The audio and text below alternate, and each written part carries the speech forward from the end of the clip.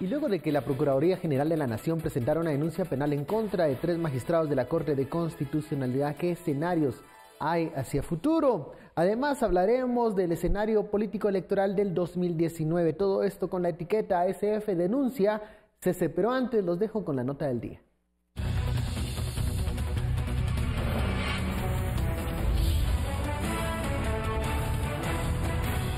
Sin brindar mayores detalles y sin proporcionar copia de la denuncia, los abogados de la Procuraduría General de la Nación dijeron que la queja contra los magistrados de la CC es por resoluciones que han emitido en relación a la Comisión Internacional en contra de la impunidad en Guatemala. Aseguran que las resoluciones han sido arbitrarias e ilegales y que el documento se empezó a elaborar desde hace aproximadamente 2 meses. En este caso son las resoluciones que se han emitido en contra, podríamos decir, del Estado de Guatemala, en resoluciones de amparos que favorecen precisamente otorgándoles permisos, visas, etcétera, etcétera, a la Comisión Internacional. Los temas que se abarcan es todo lo contenido en relación al mandato de la CICIG, esas son las resoluciones que han perjudicado los intereses del Estado. Pero el Procurador General de la Nación y quien firmó la denuncia dijo que no tenía relación con las visas de trabajo, que recientemente le fueron anuladas a 11 trabajadores de la Comisión, aunque se analizaría si se incluía en el expediente. Luis Donaldo agregó que la Corte de Constitucionalidad se ha contradecido con algunas resoluciones. No es con el tema del ingreso de Iván Velázquez, tiene que ver con el tema de resoluciones emanadas por la Corte en cuanto a la forma en que ellos han resuelto y con la cual pretenden interpretar la Constitución. Ya en su momento la Corte de Constitucionalidad, en opinión consultiva, determinó que es el presidente quien tiene la facultad de dirigir la política exterior y, sin embargo, y en contra de esa opinión, ha resuelto de manera arbitraria. La PGN espera que la denuncia proceda, pues creen que se ha limitado los derechos constitucionales del presidente Jimmy Morales al no permitir que queden en firme algunas de sus decisiones. Los magistrados de la Corte de Constitucionalidad no se han pronunciado al respecto. Tampoco se obtuvo respuesta del vocero de la institución, Santiago Palomo, mientras el Procurador de los Derechos Humanos lamentó la acción y dijo que penalizar a los magistrados es un mal augurio para la frágil democracia del país. Bienvenidos a Sin Filtro, la etiqueta de la noche SF Denuncia CC. Estamos hablando de lo que ya presentó la Procuraduría General de la Nación, estas 3 denuncias penales en contra de 3 magistrados de la Corte de Constitucionalidad. ¿Qué impacto político tiene lo que ha realizado la PGN? De eso hablaremos esta noche. Usted puede enviar sus comentarios y opiniones con la etiqueta SF Denuncia CC. Damos la bienvenida a este estudio al abogado Julio Prado. Muy buenas noches, Julio. Buenas noches, Ben. Buenas noches a todos. También nos visita José Carlos Sanabria, analista político. José Carlos, ¿qué tal? Buenas noches, Ben. Buenas noches, Julio. Un gusto estar acá. Comencemos con el aspecto, legal de lo que ayer ocurrió. Las reacciones, ya escuchábamos, hay reacciones a favor, en contra. Se explican los abogados de la PGN, tratan de detallar más de esta denuncia. No harán público el contenido de todos estos papeles, pero ¿qué podemos decir de esta primera impresión que nos da la presentación de una denuncia y el proceso que va a llevar adelante, Julio? Mira, a mí me da una muy mala impresión, primero porque no conocemos el contenido de la denuncia, se ha ocultado. Quiere decir que para la PGN no es importante los argumentos, sino el hecho de presentar la denuncia.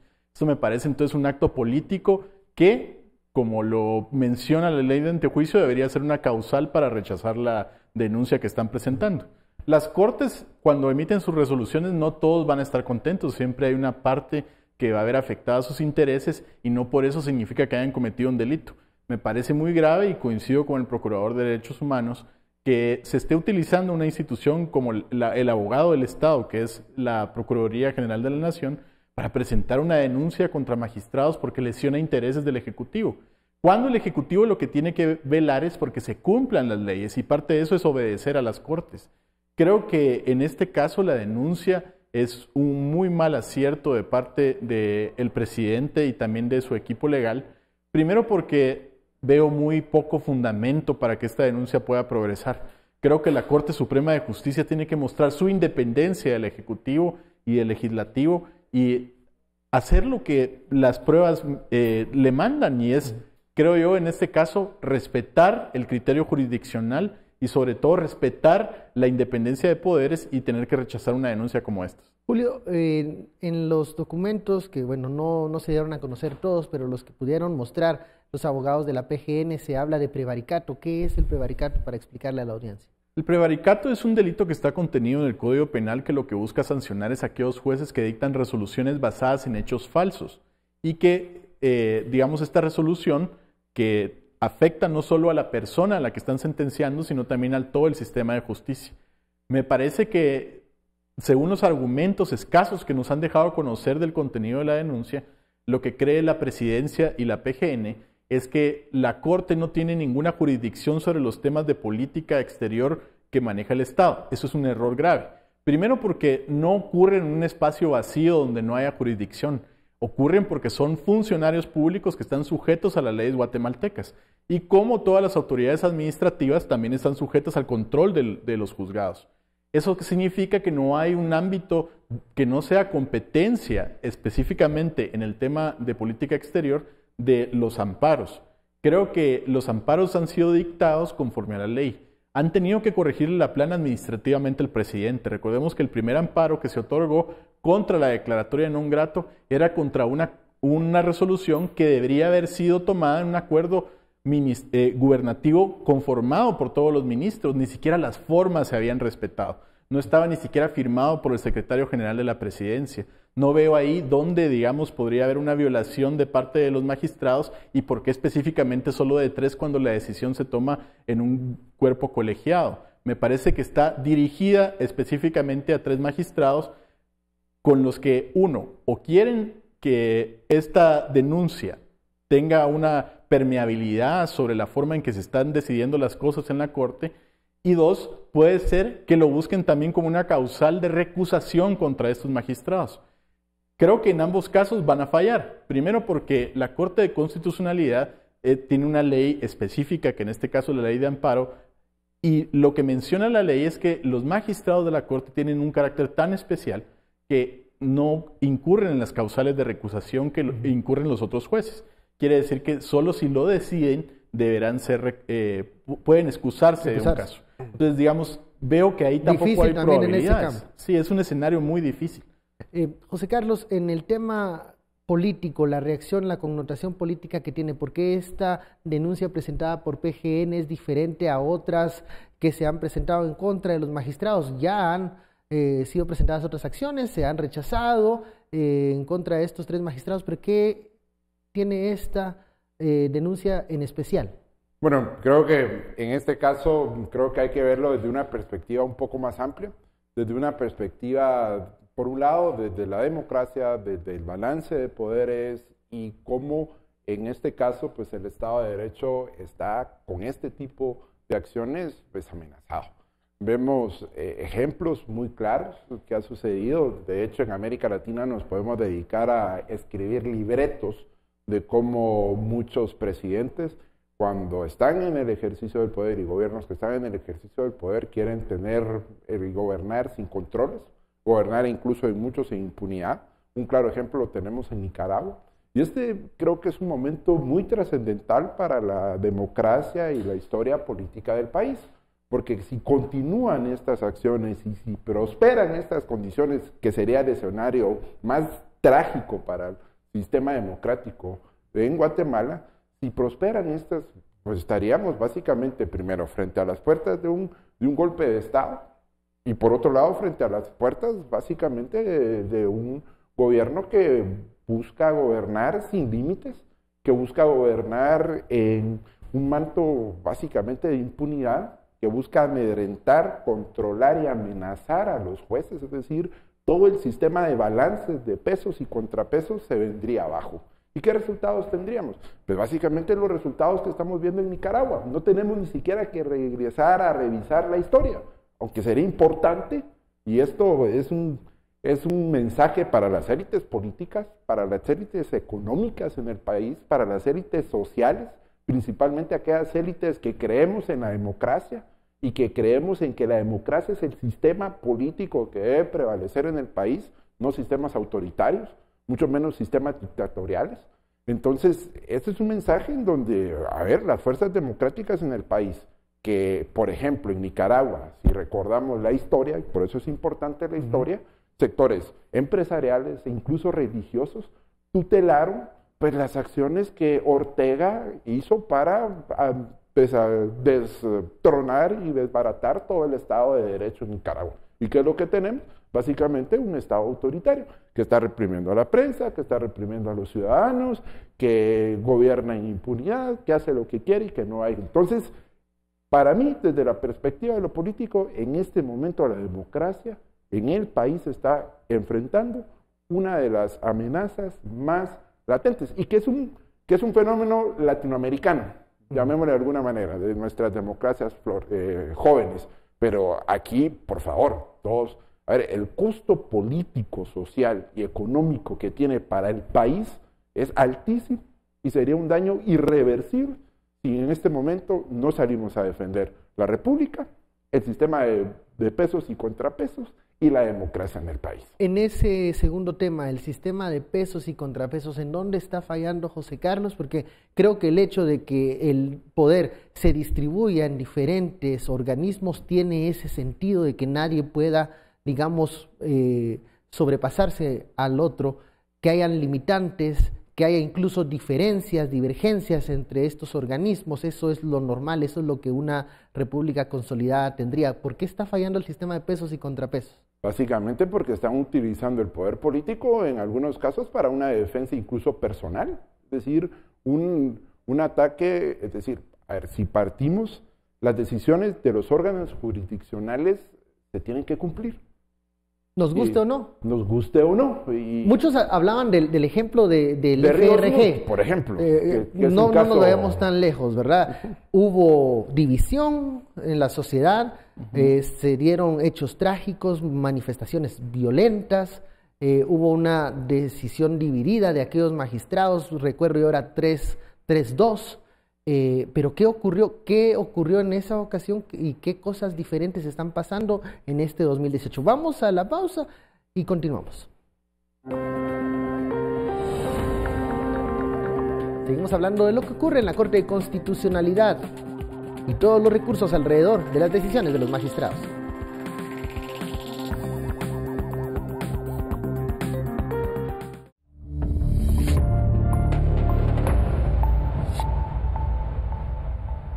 Continuamos en Sin Filtro, la etiqueta SF denuncia CC. Estamos hablando de las consecuencias de esta denuncia penal que presentó la Procuraduría General de la Nación en contra de 3 magistrados. Hablábamos de el impacto político que esto puede tener y los pasos siguientes del camino de la denuncia. ¿Ves algunas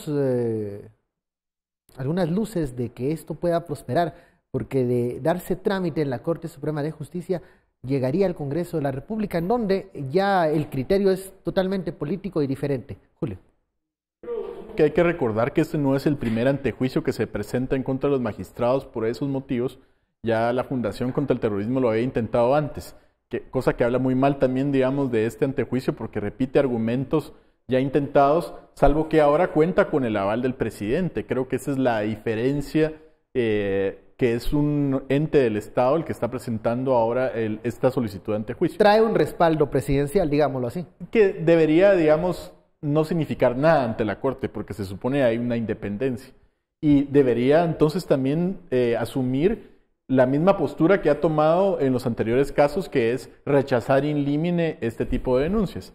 Como les decía antes, para mí es evidente la versión política de esta denuncia. No veo una motivación jurídica y ante esa ausencia es inevitable que deba ser rechazado in limine. Si pasara al Congreso, que digamos ese sería el peor escenario posible y los peores escenarios poco suelen cumplirse, veo que si hay una disponibilidad del Congreso de encontrar en este antejuicio la oportunidad también de defender sus propios intereses, que como decía José Carlos, son de una defensa personal, porque se ven involucrados en asuntos legales, entiéndase procesos penales, donde finalmente quien va a decidir acerca de ellos es la Corte de Constitucionalidad. Creo que eso, digamos, sí supondría un peligro. Y además también yo creo que el Congreso mismo debería tomarlo con cautela. Yo no creo que haya, digamos, una mayor diferencia entre lo que pasó cuando intentaron hacer la reforma del Código Penal y ahora. Tal vez la gente está en este compás de espera porque hay unas elecciones en camino y se piensa, digamos, que ya les queda poco tiempo y por lo tanto hay una forma de deshacerse de ellos a través del voto. Pero si intentaran hacer una intervención de la justicia desde el Congreso, teniendo tan poca legitimidad en los diputados, yo creo que eso sí sería prenderle la llama a ese polvorín en el que estamos parados, porque hay mucha gente que está realmente enojada con esta forma de política corrupta. Ahora, son 105 votos, una empresa difícil de lograr, con lo que hemos visto en el Congreso de la República, lo difícil que ha sido incluso reunir 80 voluntades. 105 se ve como una tarea bastante cuesta arriba de los diputados, José Carlos. Sí, indudablemente, a ver, pongamos elementos de contexto. A ver, si partimos de una condición ceteris paribus, donde las cosas, pues las condiciones están básicamente iguales a las que se han dado en otros momentos en donde el Congreso ha intentado alcanzar los 105 votos, pues estas condiciones se han vuelto para esta legislatura bastante difíciles. Pero hay otros elementos que hay que considerar también para el próximo año. Bien, el principio, vamos a tener un año electoral. Y en este caso, ya, eso las fuerzas nos va a tener políticas, ocupados eso entonces, de la campaña. Imaginemos un Congreso distinto en la campaña y diputados actuando distinto después de que sepan si fueron reelectos o no reelectos. Incluso podríamos evaluar algo que el próximo proceso electoral puede ser una novedad, dado que van a haber periodos de transición muchísimo más largos de los que teníamos antes. Es decir, en julio ya vamos a tener al nuevo Congreso electo y van a tomar en posesión hasta el 14 de enero del 2020. A ver qué papel político pueden tener diputados que son electos, que no están en el Congreso, es decir, que no están en funciones, pero que eventualmente pueden ser una fuerza política externa que haga presión al Congreso para tomar decisiones. Pero, ¿qué pasa con aquel diputado no reelecto que tiene 6 meses todavía esa posibilidad de decidir? Y exacto, a eso es lo que quiero llegar, porque el otro elemento que hay que considerar es la elección de las Cortes, es decir, de la Corte Suprema de Justicia y de los magistrados a las salas de apelaciones. Entonces, todos esos elementos políticos se van a conjugar en un año en donde vamos a estar eligiendo básicamente a los 3 poderes del Estado. A 2 vía voto directo, que es el Ejecutivo y el Legislativo, y uno a través de una elección de segundo orden, como en la ciencia política se le llama, que es el Congreso de la República eligiendo a los jueces. Entonces acá el problema, lo que tenemos que poner el ojo es que no se hagan pactos de impunidad como se han hecho en otros momentos. Es decir, que las fuerzas políticas que se sienten amenazadas, en este caso la amenaza que tienen en la lucha contra la corrupción, la estadía de CICIG y el actuar del MP en función de los casos que hemos visto, y lo que buscan es elegir a través, en principio, cooptar las comisiones de postulación para limpiar la lista y que le dé una lista depurada de jueces que eventualmente vayan a generar beneficios judiciales en los procesos en que los actores políticos se están enfrentando. Entonces, por eso es importante, y hacía el énfasis en que los sectores, es un momento de reflexión para aquellos sectores, digo, políticos, económicos, sociales, es decir, como país, veamos, la democracia en este momento está siendo amenazada. Y tenemos que actuar responsablemente y tenemos que pensar en el futuro. Si no, vean qué es lo que están sufriendo en este momento los nicaragüenses. Se está repitiendo, si toleramos las acciones ilegales y los intentos de cooptar el poder y gobernar sin controles y respetando la ley, como lo hizo Ortega hace 20 años, yo no sé en cuánto tiempo, pero puede ser en 5, en 10, en 15 o en 20 años vamos a estar llorando. Entonces, a ese nivel de... Por supuesto, entonces... Acá veamos los casos, Honduras, Nicaragua, Venezuela. A ver, Julio, hay muchos elementos que hay que tomar en cuenta y el próximo año va a ser un año clave para la independencia judicial. Julio decía del hecho de que, bueno, a su criterio, esto va a ser rechazado cuando llegue a la Corte Suprema de Justicia, pero el elemento que menciona José Carlos de la integración el próximo año de la Corte, o sea, estos magistrados tienen ¿cuántos meses aún para estar acá? 9 meses. 9 meses. Abre la posibilidad de que algunos quieran reelegirse para continuar en la Corte Suprema de Justicia. Entonces también la posibilidad de una negociación y, bueno, tal vez puedan darle trámite incluso a estos antejuicios para que lleguen al Congreso de la República. Bien con los porque electores, el Congreso los elige. Por supuesto.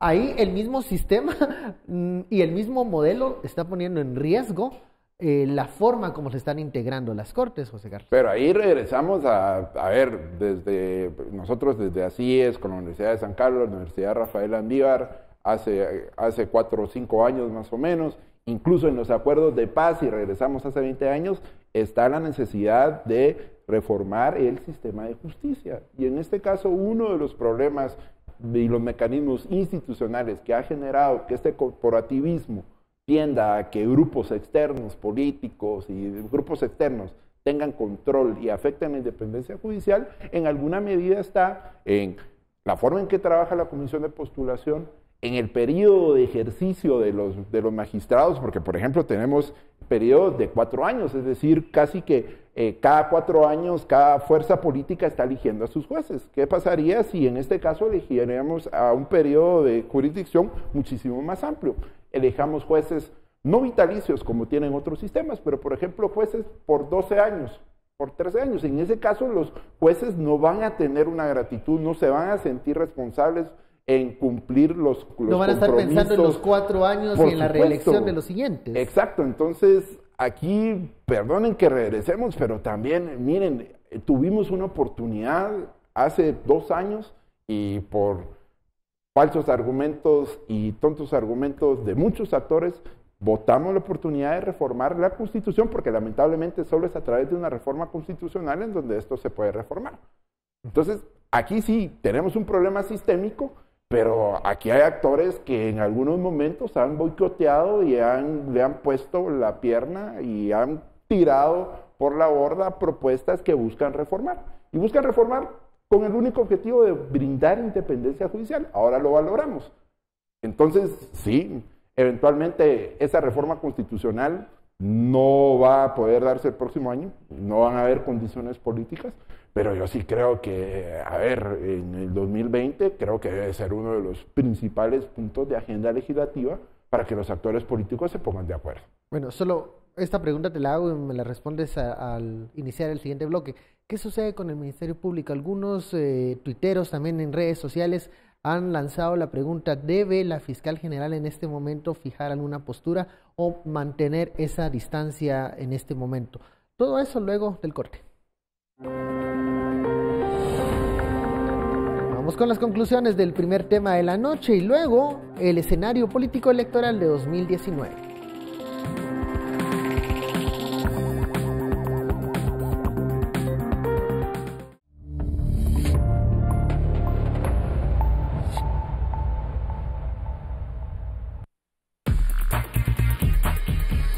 Si el procurador en esta oportunidad decidió que aquí hay una violación al orden constitucional, a las decisiones propias del Ejecutivo, me parece que después de un análisis, porque esto no es impulsivo, esto es previo a un estudio, a mí me parece que llegó a la conclusión de que habían excesos en la Administración de Justicia, especialmente en la Corte de Constitucionalidad. Y cabe decir que no es la primera vez que posiblemente esté en desacuerdo con una decisión de la Corte de Constitucionalidad. A lo mejor pudo haber pensado que se está sobrepasando en sus funciones y está ejerciendo gobierno la Corte de Constitucionalidad, y por eso fue que planteó estas acciones que, de acuerdo a la Constitución y a la ley específica en la materia, el procurador representa los intereses del Estado y por esa razón actuó como actuó. La situación es que se está extralimitando de sus funciones, porque a partir de la reforma constitucional de 1993 lo que ocurrió es que se dividen las funciones, y a quien constitucionalmente le correspondería, digamos, hacer esa denuncia penal y defender la Constitución es al Ministerio Público por el artículo constitucional, mientras a la PGN le quedó la labor asesora y representación de Estado en juicios. Que se ha extralimitado sus funciones en muchas oportunidades, entrando a conocer temas de política internacional en la Corte de Constitucionalidad. La Corte de Constitucionalidad no tiene competencia facultad para resolver contiendas donde no puede obligar a una de las partes, por ejemplo la ONU, por ejemplo la CICIG. Desde ahí es incompetente y por eso es la querella que se presenta. Y sí, el Procurador General de la Nación, según el artículo 251 de la Constitución, es el abogado del Estado. Entonces, si usted contrata a un abogado, lo contrata para que lo asesore, para que lo atienda, para que le dé un consejo técnico jurídico y plantee acciones judiciales. Si no, estaría únicamente de adorno desde la perspectiva política, aberrante, desesperada. Y creo que desde la perspectiva jurídica es totalmente incoherente.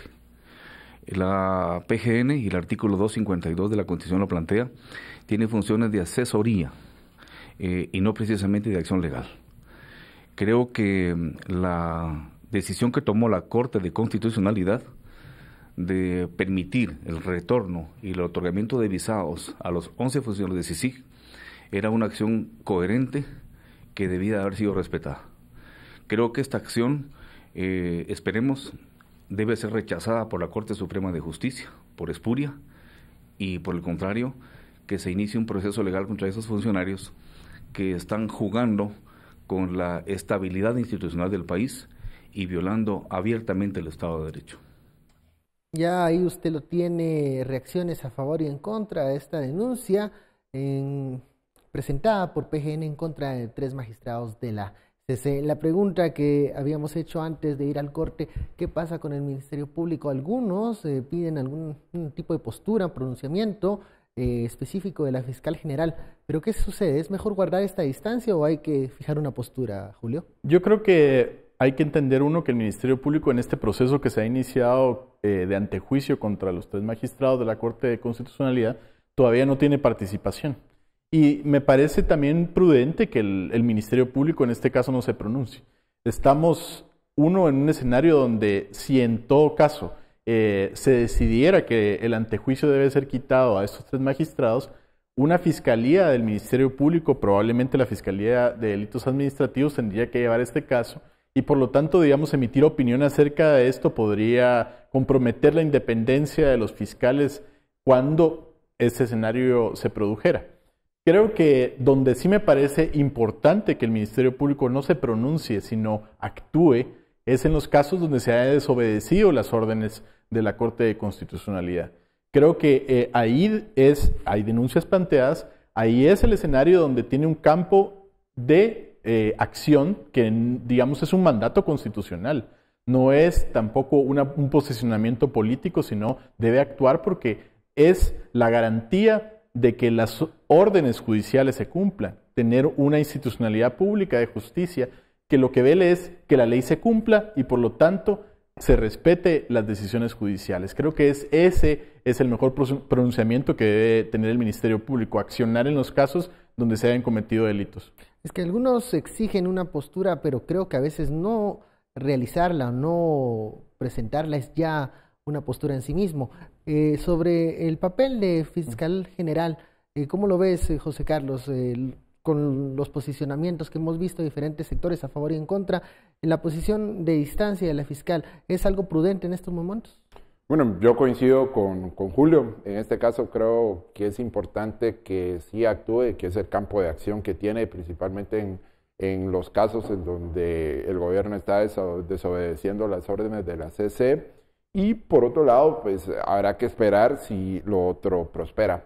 Desde mi perspectiva, creo que la fiscal en este caso está tratando, porque si hay que hacer una valoración sobre el actuar de lo que fue la gestión de Telma Aldana, que era una gestión que estaba bastante presente, que era una gestión bastante pública, que era una gestión en donde la gestión política y la comunicación política era una de sus líneas estratégicas.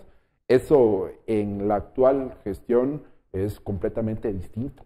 Y ese elemento sí se hace sentir. Es decir, estábamos principalmente para los que recordamos las jornadas del 2015 y los años posteriores, una fiscalía presente, una fiscalía bastante activa en ese sentido, se extraña, porque pasamos de un lado del péndulo al otro rápidamente.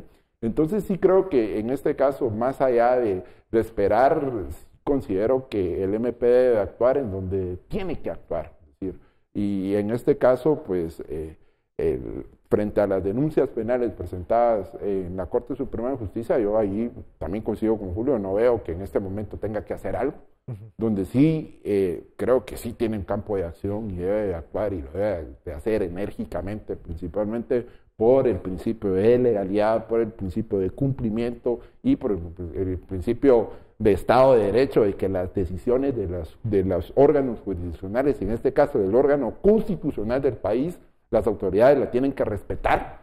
Debe de actuar en relación a las denuncias que fueron presentadas. Hace unos días la fiscal general sí se pronunció haciendo un llamado a gobierno y a la comisión para, Naciones Unidas, para que en el espíritu del mandato de CICIG se llegase a un diálogo y a un acuerdo. ¿Aún estamos en ese punto de poder regresar a la negociación, al diálogo, o ya se ha perdido esa oportunidad? Yo creo que condiciones para el diálogo ya no son. De hecho, las acciones que ha tomado el gobierno en contra de CICIG son acciones completamente amenazantes. Es decir, si yo lo veo desde la perspectiva de las condiciones que tienen que existir para que las partes dialoguen, primero tiene que haber un desacuerdo, segundo tiene que haber una disposición de esas partes para buscar y conciliar, y en este caso, desde mi perspectiva, el gobierno no busca conciliar. Lo que busca el gobierno es desarticular a la comisión por diferentes vías. Intentó primero con el comisionado, ahora lo está haciendo con los investigadores y la gente que trabaja en la CICIG. Entonces, desde mi perspectiva, en este momento no hay condiciones de diálogo. Primero, porque no hay nada que negociar. No hay algo que negociar. Segundo, no hay una disposición. Y tercero, ya hay acciones deliberadas, públicas, directas y amenazantes, en este caso de una de las partes hacia la otra. ¿Se puede regresar al espíritu del mandato para intentar una negociación, calmar los ánimos y regresar a la mesa y dejar por un lado las denuncias? Yo creo que esto depende uno de la madurez de las partes. Vemos que parte de la política exterior guatemalteca no parece ser esa la postura, una postura madura, pero sí de Naciones Unidas. Antonio Guterres ha sido insistente en que el asunto debe resolverse por la vía de la conciliación, que están abiertos a esa conciliación, y creo yo que es una perspectiva bastante serena la que ha tenido Naciones Unidas al respecto. Y tiene sentido, porque si no a Naciones Unidas, ¿qué le queda? El propio convenio lo que menciona es que si las condiciones que el Estado guatemalteco se comprometió a garantizar para que la comisión funcione no se cumplen, esta debe terminar. Creo, digamos que... Pero esa decisión que está del lado de Naciones Unidas, de terminar... ambos. Y de hecho es un escenario, una hipótesis que se ha manejado, ¿no? Que lo que quieren es provocar precisamente esta quiebre, incomodidad, digamos, sí, donde Naciones Unidas no tenga de otra que decir no podemos continuar y por lo tanto se termina la comisión. Yo creo que aquí hay que tomar la postura de Estados Unidos también en consideración. Han sido insistentes las autoridades en mencionar una reforma de la Comisión Internacional contra la Impunidad en Guatemala, y creo que esa postura es al final una opinión de mucho peso en el gobierno guatemalteco. Creo que veo muy poco probable el escenario donde Naciones Unidas vaya a caer en esta provocación. Hablamos de personas que tienen muchísima experiencia en conflictos. Guatemala será el menor de los muchos conflictos que tienen en otros países de Asia y saben cómo manejar este tipo de situaciones. Acaban en Nicaragua de expulsar a una misión de Naciones Unidas y no vemos que Naciones Unidas rompa, digamos, o relaciones o haga una emisión de una condena pública al gobierno de Ortega. Creo que a partir de ahí yo lo que veo es que este escenario sigue siendo el probable, el de una negociación.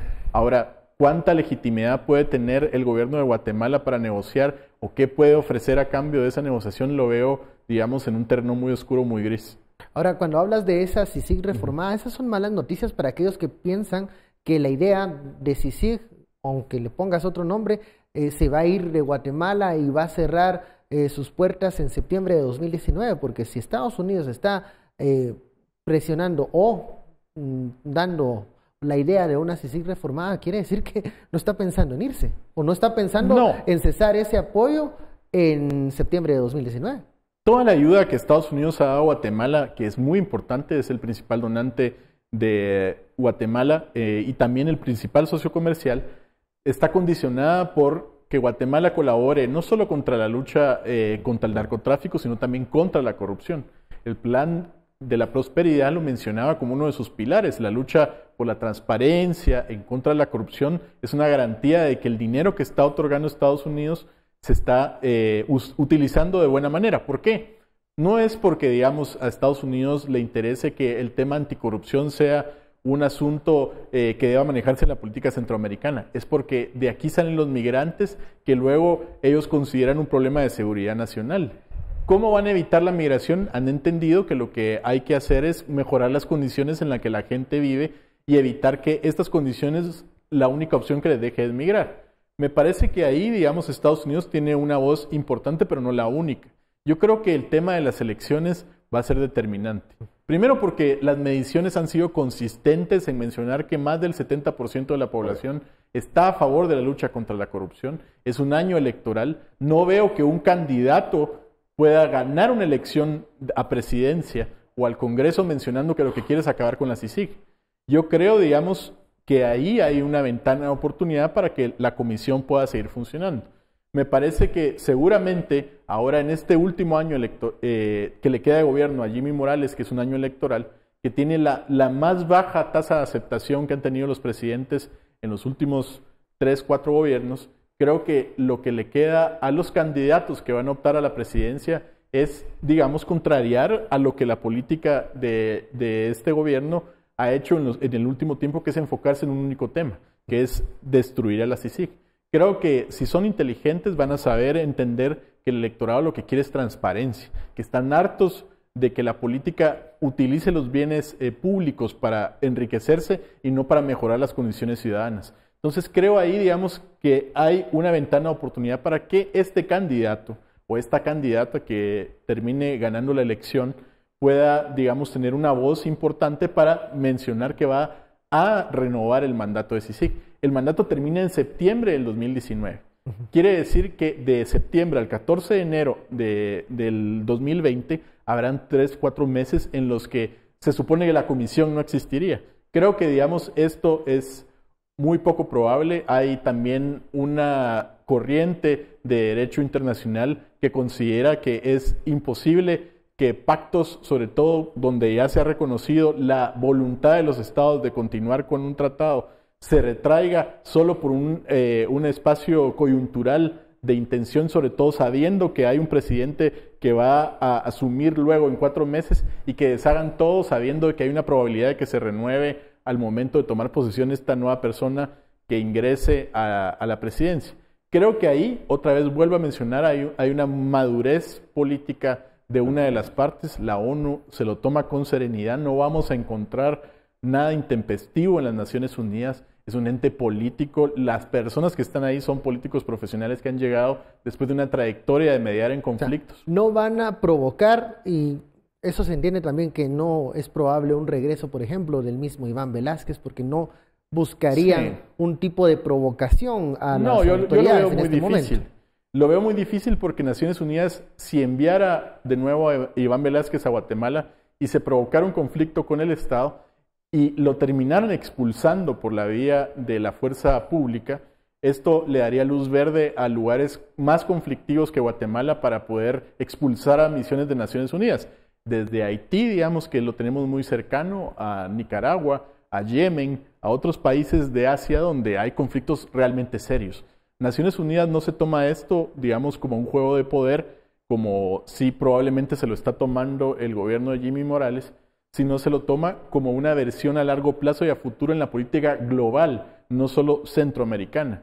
Vamos a la pausa. Al regresar hablamos de qué propuestas ven aquí nuestros compañeros analistas de los binomios presidenciales que ya se han proclamado y los que están pendientes ya en enero, porque recordemos que estamos a 3 semanas más o menos que se convoque a elecciones 2019. Al regresar, el escenario político electoral de 2019 podría darnos muchas respuestas de lo que hemos hablado esta noche.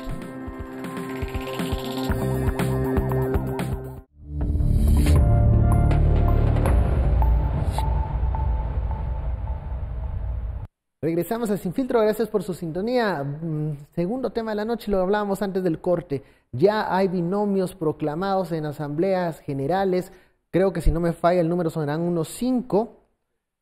Otros pendientes en enero. Ya comenzará la campaña electoral. ¿Y qué nos dicen estas propuestas políticas de lo que hemos hablado durante estos 3 bloques anteriores? ¿Qué va a pasar con la propuesta de justicia? Vemos que ya hay unos binomios que hablan abiertamente y critican abiertamente el actuar de CICIG. Otros quieren analizar el papel de la comisión y tal vez buscar una reforma. ¿Qué podríamos tener el próximo año en el tema político electoral? Bueno, yo creo que ese va a ser uno de los elementos que más se va a discutir en la campaña. No va a ser el único, porque también hay otros que van a importar y que van a tener que tomar fuerza y atención en los debates. Es decir, no todo se va a circunscribir a si continúa o no continúa. Hasta lo que vemos ahorita es, incluso yo lo veo bastante consecuente con partidos que incluso con representaciones en el Congreso se han posicionado en contra de CICIG, como el caso de Todos, que también lo termina haciendo en la proclamación de su binomio presidencial. Yo desde la perspectiva electoral sí creo que este tipo de lecturas, así como Julio lo mencionaba hace un momento, tendrán que un poco eventualmente reformular los planteamientos que estos candidatos están haciendo, principalmente cuando uno identifica que son bastante consistentes las encuestas de diferentes momentos, al menos durante los últimos 6 meses, las encuestas que yo he visto, el apoyo que se le tiene hacia la lucha contra la corrupción, hacia la CICIG, el trabajo que la CICIG ha hecho en el país. Entonces, uno se pregunta, bueno, estos candidatos y estos partidos no están leyendo estos números, lo que nos están diciendo es que afuera hay gente que electoralmente va a apoyar a aquellos candidatos que ofrezcan luchar contra la corrupción, que ofrezcan un gobierno transparente y que eventualmente ofrezcan esta discusión de una CICIG renovada, que ya hay algunos elementos sobre la mesa que dicen, bueno, hay que incorporarle mecanismos de rendición de cuentas, de transparencia, es decir, ahí todavía hay elementos porque la discusión hay que tenerlo claro, que no solo se tiene que dar entre los candidatos presidenciales, sino también hay otros actores como Naciones Unidas, los cooperantes, es decir, hay y voces importantes como la de Estados Unidos, que no es la única, como muy bien decía Julio, pero acá a lo que voy es que sí creo que eventualmente estos candidatos se tendrán que replantear si efectivamente ese discurso, porque en muchas de las ocasiones ese discurso lo tratan de atar con elementos incluso religiosos, ¿verdad?